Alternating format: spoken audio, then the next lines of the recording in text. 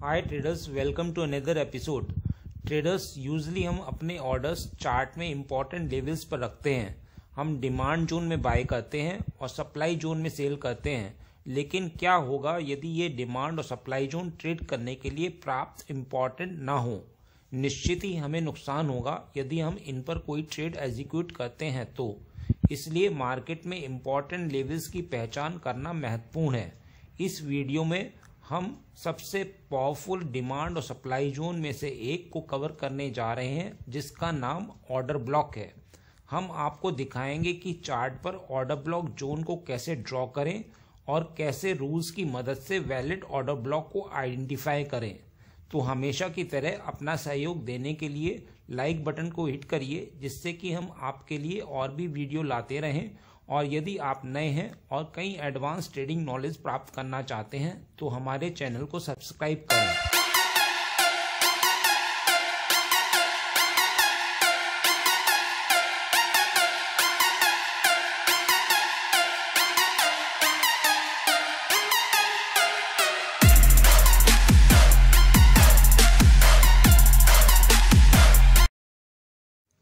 आगे बढ़ने से पहले मैं आपसे पूछूंगा एक क्वेश्चन, जिसका आंसर आप सब लोग करोगे कमेंट सेक्शन में।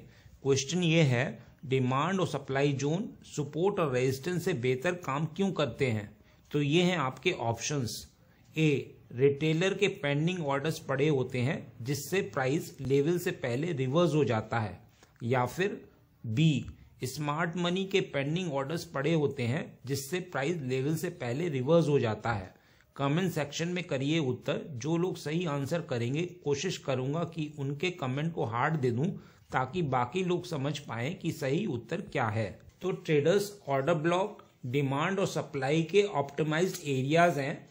ऑर्डर ब्लॉक तब बनते हैं जब बैंक या बड़े फाइनेंशियल इंस्टीट्यूशंस बड़े ऑर्डर के माध्यम से किसी विशेष असेट्स की बड़ी क्वांटिटी एक्युमुलेट करते हैं, जिसके परिणाम स्वरूप बड़े पैमाने पर प्राइस में बदलाव होता है।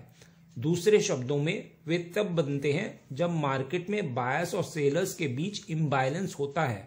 ऑर्डर ब्लॉक्स महत्वपूर्ण इसलिए हैं क्योंकि जब भी प्राइस उन तक पहुंचता है तो हम उम्मीद कर सकते हैं कि प्राइस उन पर एक महत्वपूर्ण रिएक्शन दिखाएगा। बुलिश सिनेरियो में ड्रास्टिक बुलिश मूव शुरू करने से पहले लास्ट बियरिश कैंडलस्टिक को ऑर्डर ब्लॉक जोन के रूप में आइडेंटिफाई किया जाता है, या किसी ड्रास्टिक बुलिश मूव की शुरुआत से पहले पहली वीक बुलिश कैंडलस्टिक को ऑर्डर ब्लॉक जोन के रूप में आइडेंटिफाई किया जाता है। यही बात बियरिश सिनेरियो पर भी लागू होती है। अब तक आपके पास ऑर्डर ब्लॉक्स का एक विजन है, लेकिन यहाँ की पॉइंट्स है कि ऑर्डर ब्लॉक को इफेक्टिवली वर्क करने के लिए 5 कंडीशंस को पूरा करना होता है, और इन कंडीशंस में break of structure, unmitigated imbalance, inefficiency और फेयर वैल्यू गैप होना है। तो आइए सबसे पहले ब्रेक ऑफ स्ट्रक्चर को समझ लेते हैं। जब प्राइस एक हाई या एक लो को ब्रेक करता है तो इसे बॉस या ब्रेक ऑफ स्ट्रक्चर कहा जाता है। ब्रेक ऑफ स्ट्रक्चर ट्रेंड की डायरेक्शन में बनता है और कंटिन्यूएशन पैटर्न बनाता है ताकि आप ट्रेंड में शामिल हो सकें। एक बियरिश सिनेरियो में ब्रेक ऑफ स्ट्रक्चर तब बनता है जब प्राइस प्रीवियस लो को ब्रेक करता है, जैसा कि आप यहां इस डाउन ट्रेंड में देख सकते हैं। हर बार जब प्राइस लोअर लो लेवल पर पहुंचता है तो एक नया ब्रेक ऑफ स्ट्रक्चर बनाता है। और बुलिश सिनेरियो में यह तब बनता है जब प्राइस प्रीवियस हाई को ब्रेक करता है। आइए चार्ट पर एक नजर डालें और देखें कि हम चार्ट में ब्रेक ऑफ स्ट्रक्चर आइडेंटिफाई कर सकते हैं या नहीं। जैसा कि आप देख सकते हैं कि यहाँ स्ट्रॉन्ग अप ट्रेंड है। यहाँ प्राइस एक अप ट्रेंड में प्रीवियस हाई को ब्रेक करता है, इसीलिए हम इसे ब्रेक ऑफ स्ट्रक्चर के रूप में मार्क करते हैं।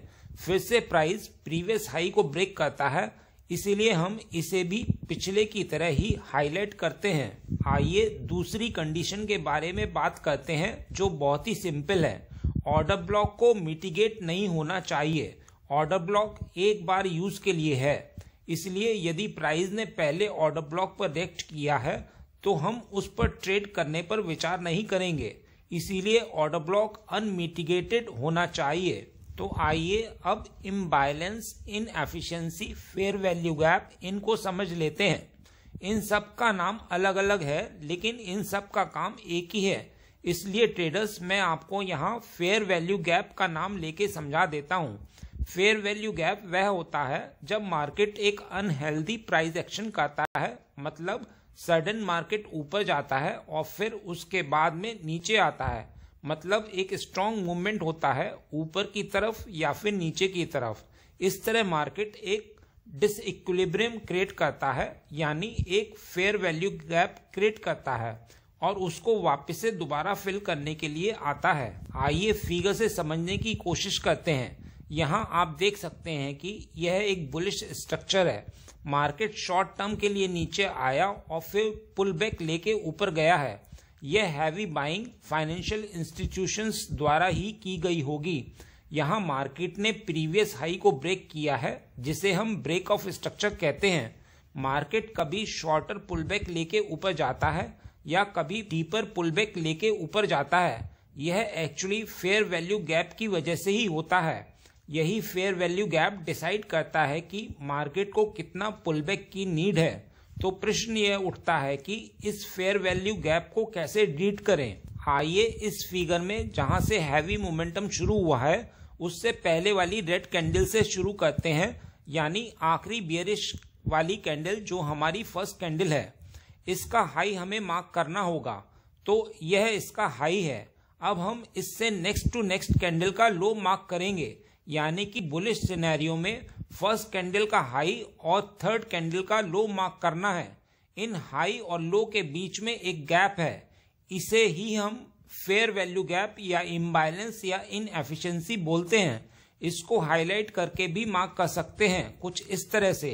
यहाँ से मार्केट एग्रेसिवली ऊपर गया है और मार्केट वापस से इसे फिल करने आता है और फिर कंटिन्यू ऊपर, यानी अपना ट्रेंड कंटिन्यू करता है।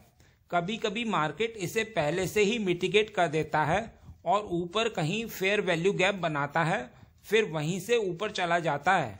इसी के बेसिस पर हम आइडेंटिफाई करते हैं कि मार्केट में कितना पुल बैक आएगा। अब यदि दूसरी कैंडल को लें तो यह हमारा हाई है और इससे तीसरी कैंडल का लो यह है। तो यहाँ इस कैंडल के लो ने पहले वाले हाई को मिटिगेट कर दिया है। इसका मतलब यहाँ पर कोई फेयर वैल्यू गैप नहीं है। अब यदि तीसरी कैंडल को लें तो यह हमारा हाई है और इससे तीसरी कैंडल का लो यह है। तो यहाँ इन हाई और लो के बीच में एक गैप है। इसका मतलब यहाँ पर फेयर वैल्यू गैप है। इसको हम हाईलाइट कर लेते हैं।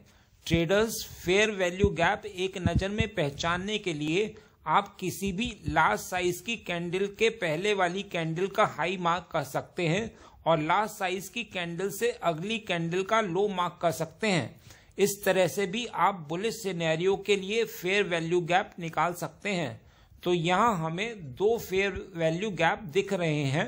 इसका मतलब यह है कि मार्केट एक एक्सट्रीम पॉइंट तक आ सकती है जो कि लोएस्ट फेयर वैल्यू गैप होता है। एक बात ध्यान रखिएगा कि मार्केट रिवर्स होने के लिए कम से कम 40% का पुलबैक अवश्य लेती है। यदि यहाँ कोई लोएस्ट फेयर वैल्यू गैप नहीं होता तो मार्केट के रिवर्स होने की प्रोबेबिलिटी ऊपर वाले फेयर वैल्यू गैप से होती। तो ट्रेडर्स, आप समझ गए होंगे कि मार्केट को फेयर वैल्यू गैप चाहिए होता है और मार्केट की प्रोबेबिलिटी वहां तक जाने की होती है। बियरिश सिनेरियो के लिए भी यही प्रोसेस है। तो आइए इस चार्ट को देखते हैं और ऑर्डर ब्लॉक को आइडेंटिफाई करने की कोशिश करते हैं। यहाँ मार्केट ने स्ट्रॉन्ग अपवर्ड मूव के साथ प्रीवियस हाई को ब्रेक किया है। तो यहाँ ब्रेक ऑफ स्ट्रक्चर हुआ है, इसलिए हम इसे बॉस से मार्क कर लेते हैं। अब हम लोएस्ट कैंडल जो एक वीक बुलिश कैंडल है को देखते हैं, जहां से स्ट्रॉन्ग अपवर्ड मूव स्टार्ट हुआ था और इस कैंडल में इम्बैलेंस यानी फेयर वैल्यू गैप ढूंढने की कोशिश करते हैं। यहाँ हमें फेयर वैल्यू गैप भी मिला है और यह इमिटिगेटेड भी है। मतलब लोएस्ट कैंडल को हम ऑर्डर ब्लॉक के रूप में मार्क कर सकते हैं क्योंकि यह ऑर्डर ब्लॉक की पांचों कंडीशन को फुलफिल कर रही है। तो यहाँ हम इसे ऑर्डर ब्लॉक के रूप में हाईलाइट कर लेते हैं और इससे थोड़ा सा ऊपर हमें एक और स्ट्रॉन्ग बुलिश मूवमेंट मिलता है। यहाँ भी bullish weak candle order block की सारी कंडीशन फुलफिल कर रही है, इसे भी हम ऑर्डर ब्लॉक के रूप में हाईलाइट कर लेते हैं। तो इस तरह से हम ऑर्डर ब्लॉक आइडेंटिफाई कर सकते हैं। तो ट्रेडर्स, आप ऑब्जर्व कर रहे होंगे कि मार्केट ने actual reversal lowest order block से लिया है। आप ऑलरेडी ऊपर जान चुके हैं कि market extreme fair value gap तक आ सकती है और मार्केट को रिवर्स होने के लिए कम से कम 40% का पुलबैक लेना चाहिए। इसीलिए ही मार्केट ने बीच वाले ऑर्डर ब्लॉक से रिवर्सल नहीं लिया। इसी तरह आप बेयरिश सिनेरियो के लिए भी वैलिड ऑर्डर ब्लॉक आइडेंटिफाई कर सकते हैं। ट्रेडर्स, इस वीडियो में मैंने आपको सिर्फ वैलिड ऑर्डर ब्लॉक आइडेंटिफाई करना सिखाया है। यदि आप लोग स्मार्ट मनी कॉन्सेप्ट को सीखने में इंटरेस्टेड हैं तो कृपया कमेंट करके अपनी सहमति बताइए, जिससे कि मैं आगे इस सीरीज को कंटिन्यू करूं। बस इतना ही इस वीडियो में। उम्मीद करता हूं इस वीडियो में दी गई जानकारी आपके लिए उपयोगी रही होगी। यदि हाँ तो लाइक बटन को हिट करिए और यदि आप नए हैं तो चैनल को सब्सक्राइब करिए। मिलते हैं नेक्स्ट एपिसोड में।